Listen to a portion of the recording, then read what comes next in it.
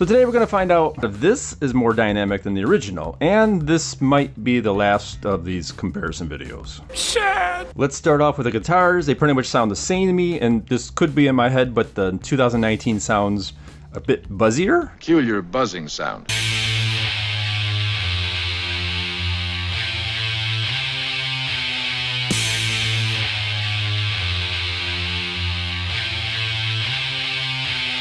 Now for this next one, I definitely think the original sounds better. I think it sounds a lot punchier.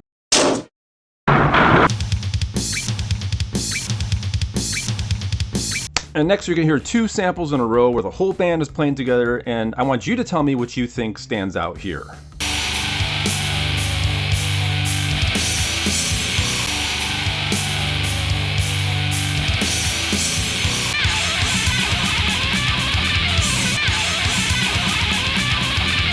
If you said the ride or the hi-hat, you'd be me, or you'd be right, which is me. That doesn't make any sense. Let me know if you can hear any other differences besides the hi-hat and the ride.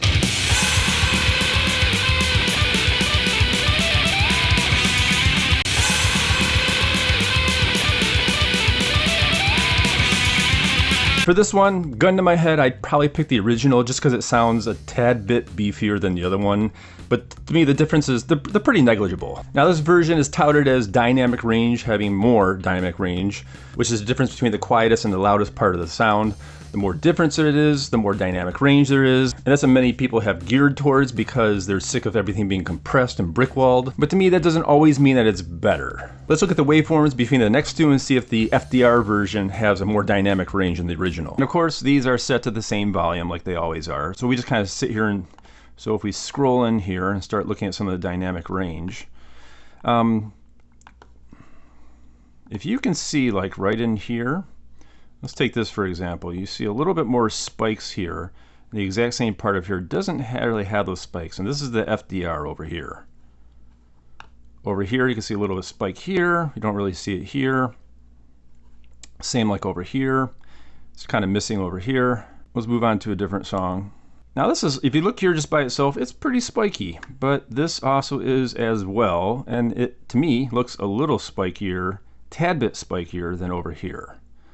So overall, I'm going to say it still looks like the original has a little more dynamic range than the FDR does. Personally, I don't judge an album based on this. It has very little consequence to me. It just, whatever, sounds better basically. And now the elephant in the room. This could be my final comparison video. I kind of went into this before a little while back. That video is posted in the description. Basically what I'm doing right now is, with the help of my daughter, she designed a t-shirt for me, and I'm going to be putting that out. It depends on that. If I get a lot of orders from that, then maybe I will continue to do this stuff, but it's becoming to the point where it's really hard to maintain this. And I'm not saying I'm ending the channel, at least not at this point, but my mindset is kind of creeping towards that. So I guess we'll kind of see how it goes with the t-shirts, and we'll talk about this more in a different video because I still have a bunch of stuff that I want to do, and I want to get it done before the end of the year.